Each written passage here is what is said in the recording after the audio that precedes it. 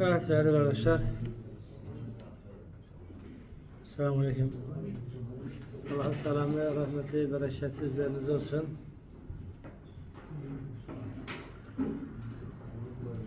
Talut ve Calut kıssasını eşitmişsiniz mi? Bakara suresindedir. O kıssanın başı neyle bağlıdır?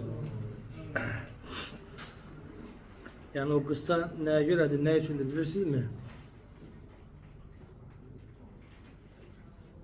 Talut ve Calut'un kıssasının, o kıssanı Allah Subhanahu Teala Kur'an-ı Kerim'de zikrediyor. O zikrin sebebini, mahiyetini bilirsiniz mi? Diyor Beni İsrail'den onların bir memleketin savaş açırlar, öldürürler, uşaqlarını öldürürler, kadınlarını öldürürler, memleketinden çıkartırlar ve onlar Allah'a dua edirlər, peygamberlerinden istəyirlər ki Allah bize bir komutan, bir önder, bir lider, bir emir, bir savaşçı gönderse de biz bizimle, bize zulmeden, bize haksızlık edenlerle savaşsaydık. Yani bu en sonunda onlar derler ki tabii ki bizim bu üzerimize düşen bir borçtur. Biz bunu yerine getireceğiz.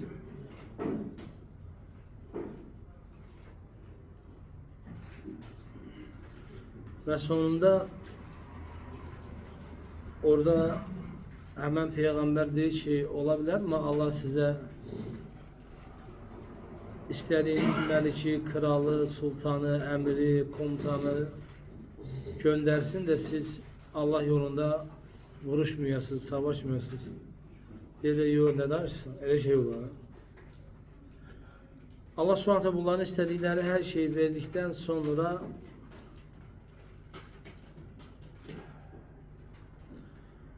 en ahırda az bir tayfa kalır. Hamısı yavaş yavaş ortadan kaybolur. Çünkü dille söylemek hasattır. Metin Bey her şeyi. Əməlləmək ise çok çətindir. Şimdi sözüm ona insanlar Ramazan ayı sonunda Ramazan ayının sonu nispetiyle insanların sayının ibadette, itaatte sayı çoğalmaktan insanlar ibadet ve itaatte sayı azalır. Ya onlara en az bir yerden bir vahiy gelir ki siz artık kurtulmuşsunuz, narahat olmayın.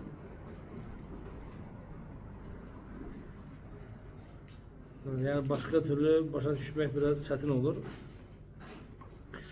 Bir kıssanı zikredelim. Yani kıssadır. Ömer radıyallahu anh'ın zamanında baş veren bir kıssadır.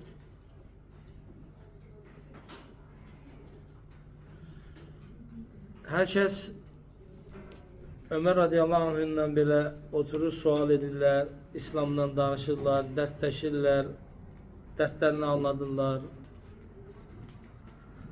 Her bir şey deyir, bu böyle olsa böyle olardı, böyle olsa öyle olardı, bu çatışmır. Ömer radıyallahu anh təklif edir ki, Allah'tan herkes bir təmannıda bulunsun, bir təmanni etsin Allah'tan, bir istekte bulunsunlar. Deyir, məsəl üçün, nə olmasını istəyərdin, nəyin olsa, neyin yerdin İslam üçün? Və deyirlər, mən istəyərdim ki, mən biri bu qədər altın dolusu pulum olardı, altınım olardı, onu Allah yolunda sərf edərdim. Biri deyir gümüş olardı, biri deyir kızıl olardı, biri deyir atım olardı, biri deyir dəvəm olardı. Hər Allah'tan bir şey təmənni edir və ki o təmənni etdiyi şeyi də Allah yolunda yəni nə etmək istəyirlər, yəni fəda etmək istəyirlər. Və sonra dönüb Ömer radıyallahu anh'a dönürler ki ey Ömer bəs sen ne istəyərdin Allah'tan? Yani birimiz var istədik, at istədik, dəvə istədik, ordu istədik. Allah yolunda bu şeylerimiz olsaydı bu şeyleri Allah yolunda eləyərdik. Bəs ey möminlərin əmri, sən nə istəyirsən, sən nəyə təmənni edirsən, nəyin olmasını istəyərdin? İndi sizcə Ömer radiyallahu nə istəmişdir? Ha? Deyir, mən də istəyərdim ki, bu ev qədər onlardan olsun. Sahabələr deyirlər ki, niyə? Deyir, gözləyin. Gözləyin deyir, niyə olduğunu hep beraber şahit olacağız. Ömer radıyallahu ona pul gönderir, altın gönderir, dirhem gönderir, dinar gönderir ki al bunu Ömer'den sana hediyedir. Adama pul ulaşmaz, satır satmaz. Ömer ona dedi ki sona kadar onu verdikten sonra takip edin. Görün ne ediyor pulu, ne alacak? Yani mola gidecek, Bakı Mol, Deniz Mol, Gençlik Mol, Yarmarka, Dubai vesaire. Çünkü bir kişi puldu, 300-400 dirhemdi yani, bayağı büyük vardı yani. İzleyirler, adam elinde olan bütün o varı göndermiş olduğu pulu, paranı ne vermişse Ömer hamısını dul kadınlara, şehit ailelerine, yetimlere ve mühtaçlara hamısını onlara dağılır. Eve gelir, evden çıkarken zövcəsi deyir ki, hara gedirsən? Deyir ki, geride qalan vəzifəmi tamamlamağa. Deyir, nə vəzifəsi? Ömer onları sənə vermədin mi? Deyir, doğrudur. Mən də bunları, mən ehtiyat sahiblərini dağıdıram. En güzeli de odur. Kadın ondan deyir ki, madem ehtiyat sahibləri biz de onlardanıq. Bəs bizə neyi vermişsin? Biraz da evine bırak. Bakır görür ki az bir şey kalır, 3-4 dirhem var, deyir, ala bize satan da bu kaldı. Onu da parmak istəyirdi. 3-4 lira kalmıştır. Şimdi hakikaten İslam ümmətinin yani bu ve buna benzer olan hakikaten de kişilere yani Übeyde bin Cerrah'tır, Sa'd bin Muaz'dır, Muaz bin Cebel'dir. Bu kimi sahabeler var idi ki yani 7-24 Allah'ın dinini düşünüp fikirleşen insanlar idi. Ve bunların zihninde elbette ki İslam yürüdü, İslam devam etti. Ve biz bazen bir meseleyle bağlı bir fikir söylüyorsak, bakırsan ki ne kadar düşman var imiş. Dosttan çok düşman var imiş. Ki bu da insanoğlunun en çok ile içinden çıkan düşmanlar, çölünden olan düşmanlardan daha tehlikelidir. Ve Ramazan ayı elhamdülillah 2 günden sonra bizimle vidalaşır, sağollaşır ve bir daha bize nasip olacak, olmayacak Allah alem. Ama gelir. Azametiyle, şerefiyle, izzetiyle, rahmetiyle, bereketiyle, mağfiretiyle bizden tamamen ayrılır. Ve Resulullah sallallahu aleyhi ve sellem dedi ki burnu yerine sürünsün, burnu yerine sürünsün.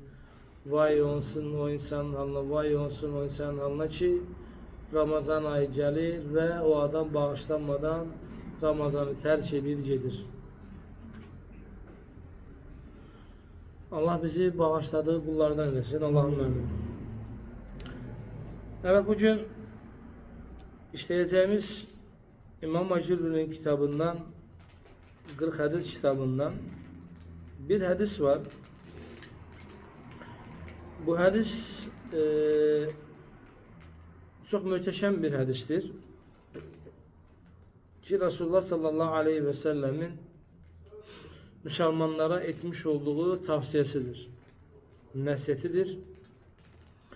Ki Resulullah sallallahu aleyhi ve sellem yani sahabesine etmiş olduğu nesiyetler tabii ki sahabelerin yani emel ettiğiydi. Ve Allah Resulü'nün gözlüğüyle ki Allah Resulü ağzını açsın da sahabelerden nedir? Bir nesiyette bulunsunlar. Resulullah sallallahu aleyhi ve sellem deyir ki, enne Resulullah sallallahu aleyhi ve sellem kâle dedi ki,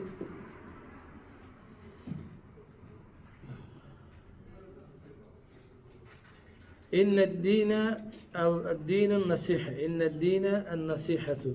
Din nasihetten ibarettir. Ve yani dedi ki inned dinen nasihetun, din nasihetten ibarettir. İnned dinen nasihetun, din nasihetten ibarettir. Din nasihettir. Din nasihettir, din nasihettir. Resulullah sallallahu aleyhi ve sellem bunu 3 kere tekrarlıyor. Din nasihettir, din nasihettir, din nasihettir. Kâle limen ya Resulallah, sahabeler soruşurlar, ya Resulallah din kime nasihettir, kime nasihet ediyor? Deyir Allah'a, lillahi, Allah'a nasihet ediyor. Ve li Rasulihi, peygamberine nasihet ediyor. Ve li kitabihi, kitaba nasihet ediyor. Ve li aimmetil muslimine ve ammetihim, Müslümanların alimlerine ve avamlarına nasihettir. Allah'a nasihet, peygamberlere nasihet, kitaba nasihet, alimlere nasihettir ve avam insanlara nasihettir. Ve sahabe deyir ki, biz deyir Resulullah sallallahu aleyhi ve selleme deyir biyet ederken, biz and içtik ki, vəd verdik, biyet elədik ki, birbirimize nəsihətə bulunacağız. Yani birbirimize nəsihət edeceğiz. Tabii ki nəsihət, yani bugün Müslümanların nəsihəti,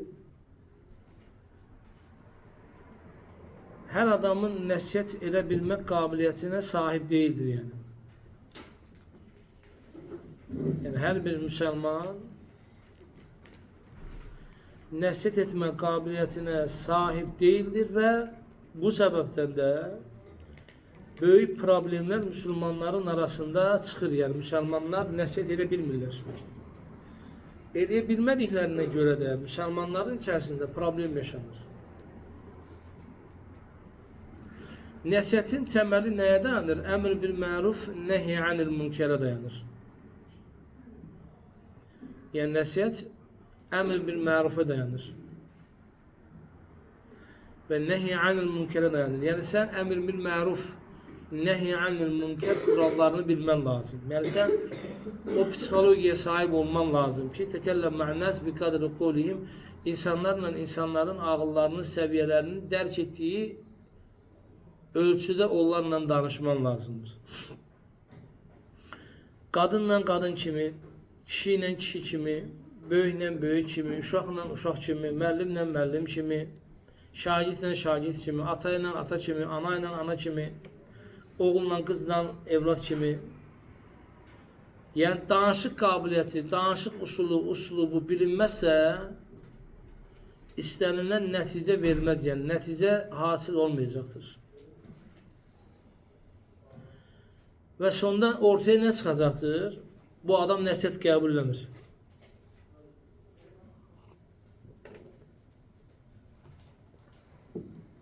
Və ya nə olacaq? Mən ona haqqı dedim.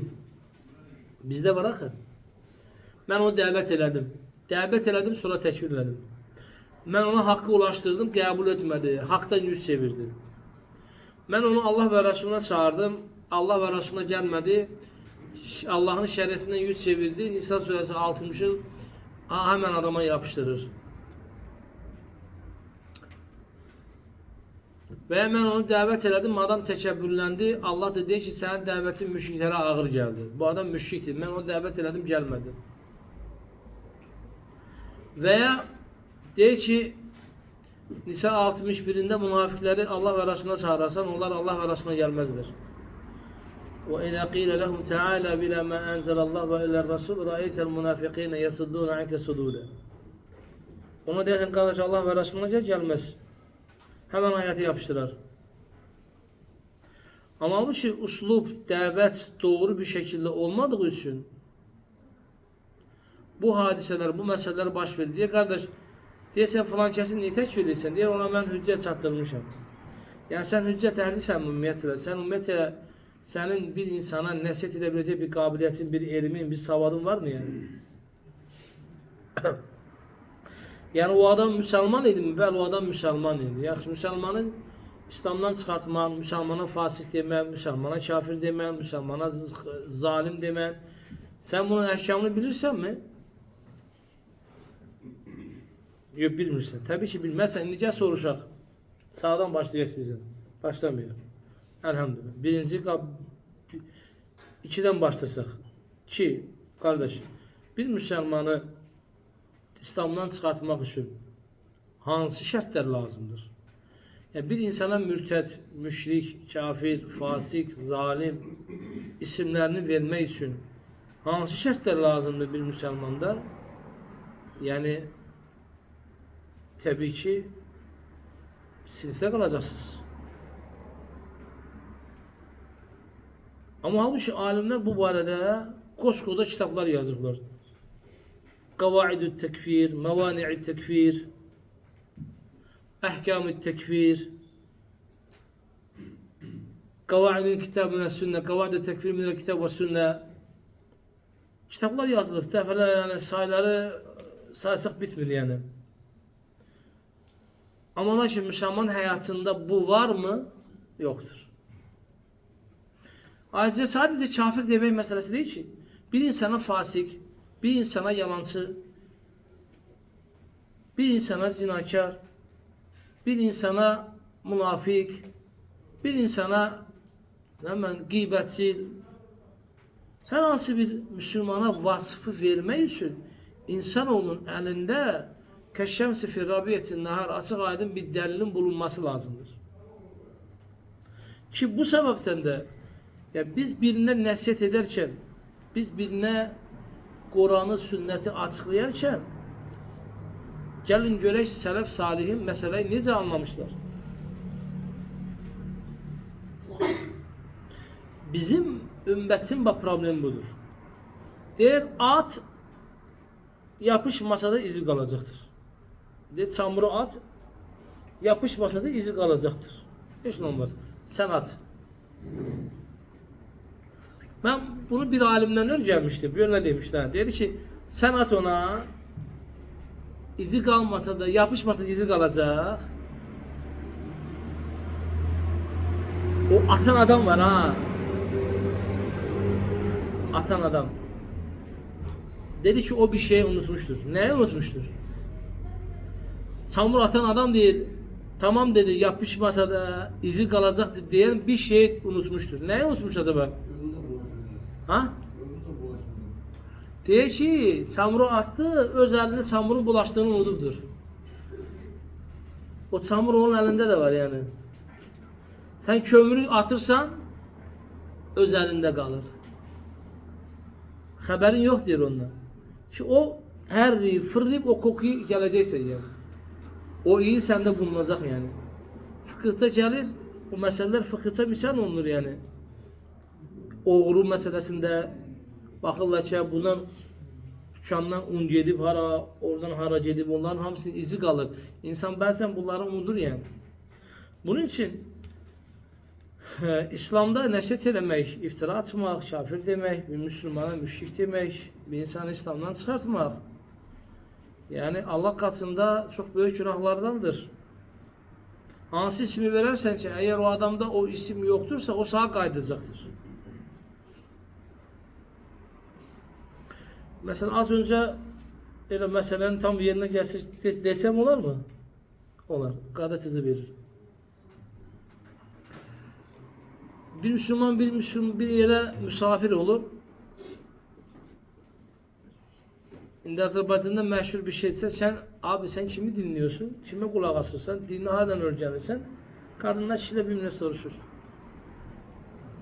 Yani o da bir tane səhv olur ki deyir falan kes onların arasında da Ebu İman Hoca var. Ya səhv ediblər yani. Yani mecazen anlamda diyelim yani səhv edib o deyir ki o kafirdir onu dinliyorsun.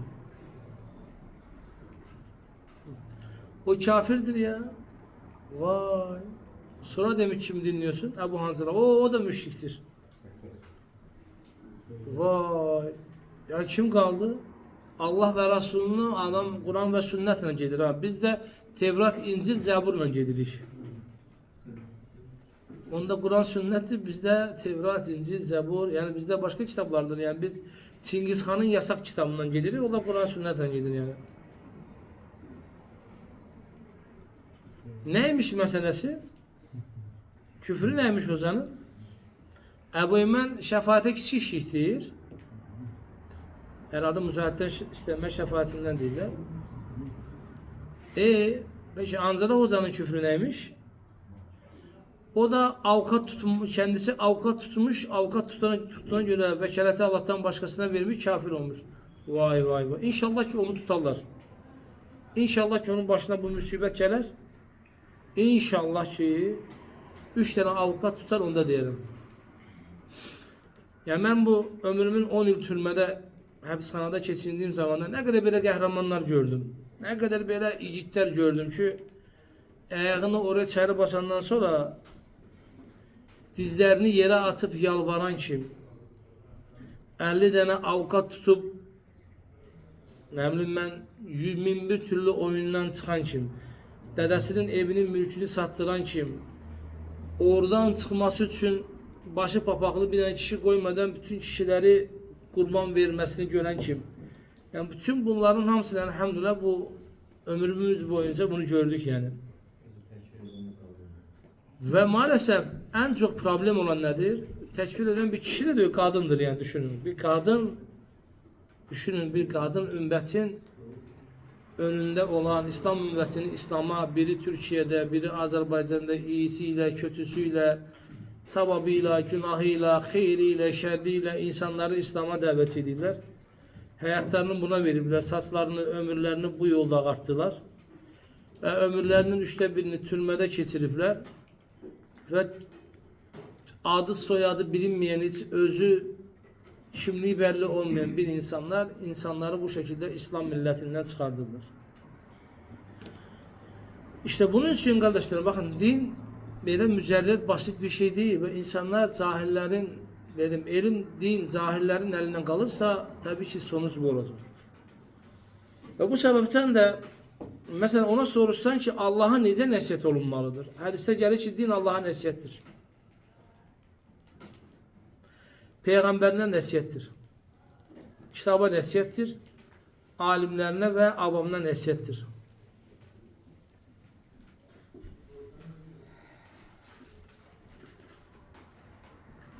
Doğru mu? Allah'a necə nəsihət edəcək? Yaxşı, sualda adam hədis, Kur'an sünnetin giden beyefendiyi çağırırsa, hanımefendiyi kimsə xəbər göndərirsən, Allah'a ve Resulüne necə nəsihət olunmalı? Sen Allah Resulüne necə nəsihət edəcəksin? Ya Resulullah, sen dəvəti düzgün eləmirsən. Və yaxud ki, ey Peyğəmbər, Allah'a xəbər göndər də bu ayəti düzgün deyil, buradakı cümlələri dəyişdirsin. Belə mi olsun yani?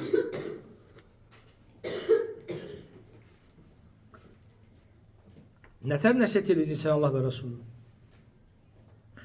Ve bu da sual soruşur. Kale Muhammed bin Hüseyin, zaten bu kendisi de onu soruşur. Diyor ki قَدْ سَأَلْنَا سَائِلٍ مِنْ عَنْ هَذَا الْحَدِيثِ diye bize haber verir ki keyfe nasihatü lillah. Allah subhanahu teala nasihat nece olur ki? Allah Resulüne, Allah'ın kitabına nasihat nece olur? Alimlere, avama nasihat nece olur? Yani her geçende bu nasihati insanoğlu bilmezse, bu hadisi sahih olan bir hadistir. İmam Ahmed ve Bukhari ve Müslim yani bu hadisi rivayet etmiştir. Ve onlar böyle bir bab ayırmışlar. İmam Bukhari bavvaba bihi Bukhari fi sahihihi fekala Nebi sallallahu aleyhi ve sellem nasiha din nasihattir.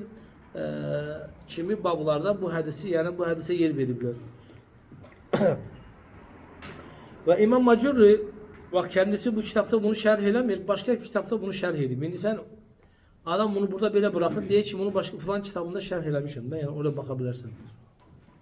Yani biz oraya bakırıq, qeylə düşürüb bakırıq ki bir insan deyil, la yakunu deyil insan nasihan lillahi ve rasulihi Allah için nəsihət ve Allah'a nəsihət, Allah'ın kitabına nəsihət ve Peyğəmbərinə nəsihət etməsi için, alimlərə və avamlara nəsihət eləməsi için ilk önce bir insanın özünde de bir nasihati li nefsihi.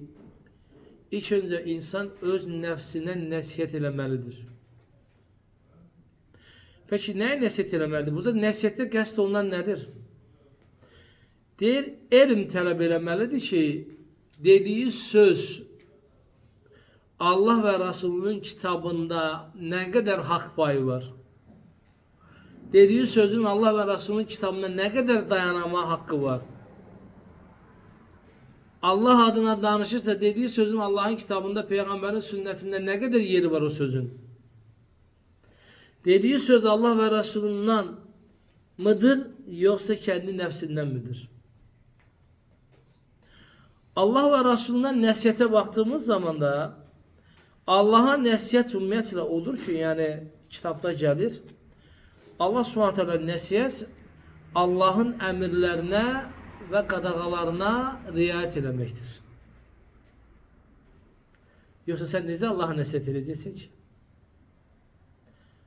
Allah və Rasul, sən Allah'ın yani sənə əmr etdiyi şeyləri qulaq verəcəksən ki, hansı ki ayəbə qalə Rabbukum, Rabbiniz dedi ki, fəd'uni əstəcib ləkum, siz mənə dua edin ki, mən sizin dualarınızı qəbul edim və Rabbiniz sizə belə buyurduğu kimi ayətləri və buna bənzər ayətləri bir insan həyatında uygulayıb tətbiq eləməsi ki, Rabbim bunu məndən belə istəyir.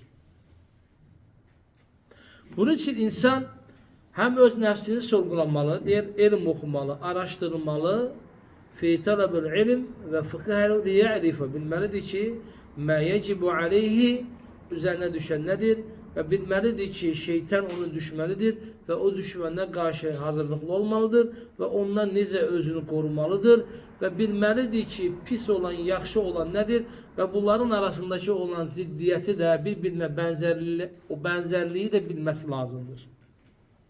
Yəni işin əhli olmadan sən nəsihətə qalxarsansa da ortalığı qarışdırarsan, fitnə fəsad eləmiş olursan.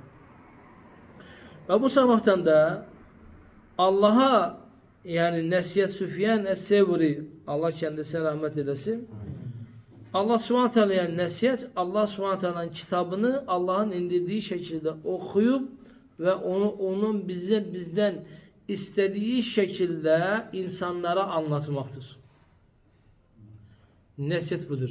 İmam Süfyan Es-Sevri diyor ki Allah'ın kitabını güzel bir şekilde okumak ve indirdiği bir şekilde İsa aleyhisselamın havarilerinin necə ki Allah'ın dinini öğrendiler ve insanlara ulaştırdılarsa o da onun kimi.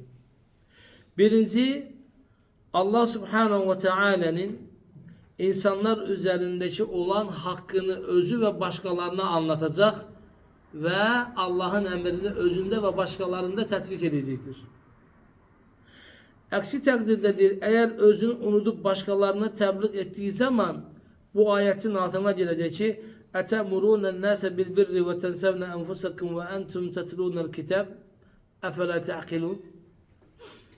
Siz insanlara yaxşılığı əmr edip pislikten çəkindirirsiniz, bəs özünüzü unutursunuz. Axı özünüz kitab oxuyursunuz. Ağlınız işləmir. Əfələ təqilun, ağlınız işləmir, hələ də ağıllanmırsınız. Yəni, sən insanlara əmr bil məruf, nəhy anil münker edirsən, Allah'ın kitabına dəvət edirsən, sən özün Allah'ın kitabından uzaqsan yani. Yəni, Allah Subhanahu deyir, bu adil midir yani şimdi? Yani adam demez mi, kardeş sen dediğin bu doğrudur, peki sen niye bunu yapmıyorsun? Adam sigara çekir, diyor, sigara çekme haram, sen niye çekirsin?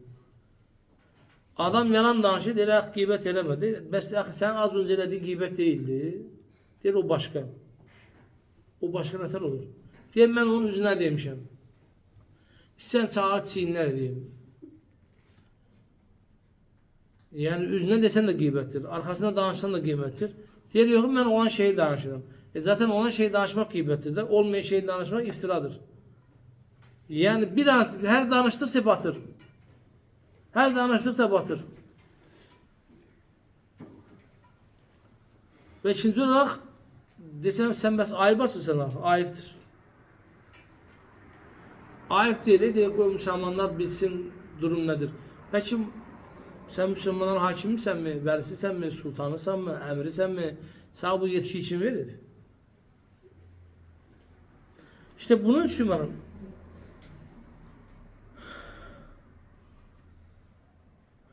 Allah Subhanahu Teala yani onun dini için yani nəsihət eləməkdə bir insan öz nəfsindən başlayaraq Allah'ın haklarını yerine getirmeli, Allah'ın emirlerine uymalı ki bu nəsihət geçerli olsun.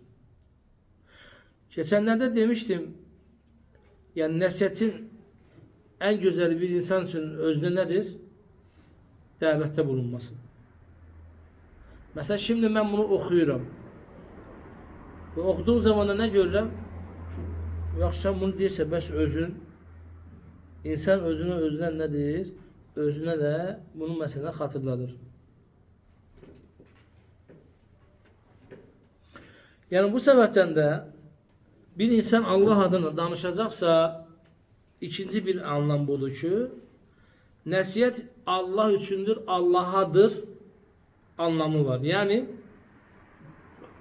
nəsihətinin içerisinde Allah'ın rızasından başka hiçbir şey olmayacaktır. Ve bu da diğer işlerin en çətinidir. İnsan bilirsən, bunu eləmə, elə, doğru değil, yanlıştır. Ne dersen misin? Ne dersen ihlaslısın? Ne dersen Allah'tan korkarak, Allah'ın emirlerine uyarak sen bu nəsihət edirsən? Mesela bir tema açırsan, axı niye bu temanı açırsan? Ay başırsan, niye açtın? Bu hamısı bizə ağırdır.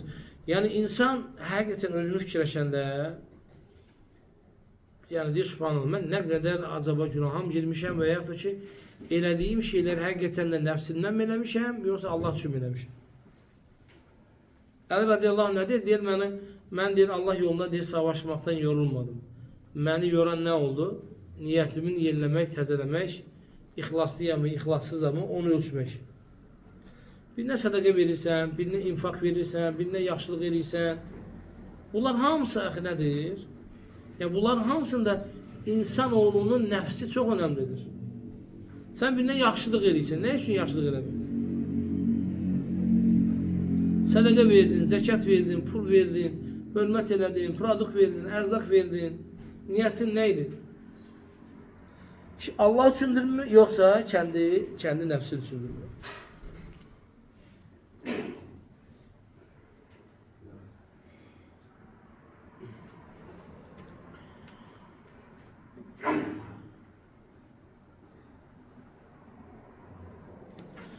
Allah Resulü sallallahu aleyhi ve selleme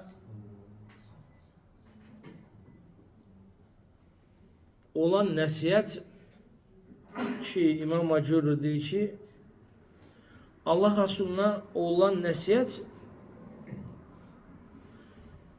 Allah Resulü'nün əmrlərinə qəbul edib və Allah Resulü'nün qadağan etdiyindən uzaq durmaqla bərabər Allah Resulü'nün saygısızlıqdan, hörmətsizlikdən uzaq durub və onun şənini yüksəltməkdir. Allah Resulü'nden bir hadis geldiği zaman, bir hüküm geldiği zaman da insanoğlunun onu kabul etmesidir. Allah Resulü'nün sahih hadislerine tabi olmalı.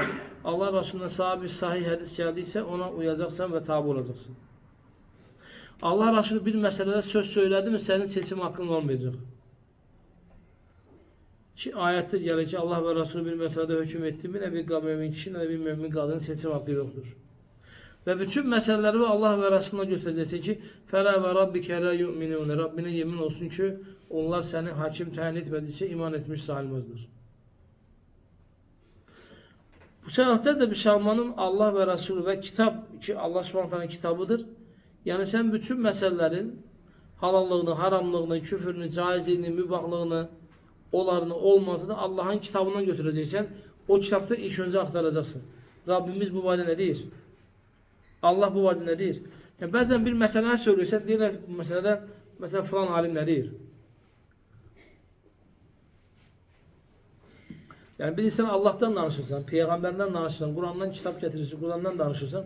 Mesela bugünkü mürciyelere deyirsən ki Allah Subhanahu deyir ki İnna Allah la yaghfiru en yushraka bihi. Allah kendisine ortak koşmaya bağışlamaz.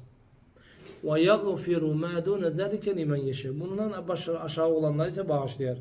Allah deyir ki bağışlamayacağım. Sen neye esasın deyirsən Allah ki bağışlayacaq. Kur'an-ı Kerim'den bir dəlilin var mı? Yok. Sünnetten bir dəlil mi var? Yok. Ne var? Kıssalar var, hadiseler var, olaylar var. Olaylar ümumiyyətlə usul olarak olaylar ümumiyyətlə usul olarak dəlil gətirmə baxımından yani dəlillendirmə babında çok zayıftır ve müteşabihtir ve %100 garanti değildir. Ya bir kıssa, bir hadise açık bir şekilde bir mesele için net bir delil değildir yani. Hadiseler has olabilir, özel olabilir. Hadiselerin önü var, arkası var. Hadiselerin tam bildiğim şey bize başkası da rivayet edebilir. Hadiselerin sebepleri var. Yani bunun için Allah Subhanahu göndermiş olduğu kitapta yani açık bir şekilde ne diyor? Allah Subhanahu şirki affetmez. Açıktır yani.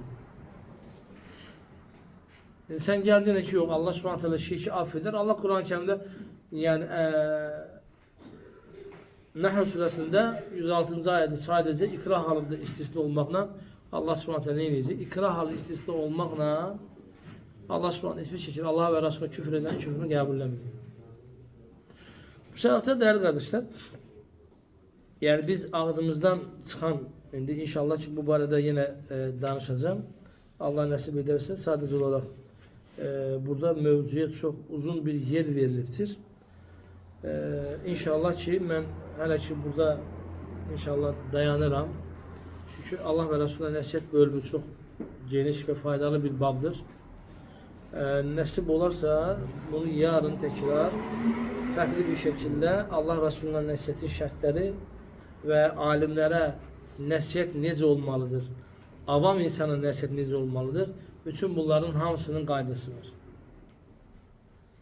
Yani alim olsa nəsihət olunmalıdır. Ama necə?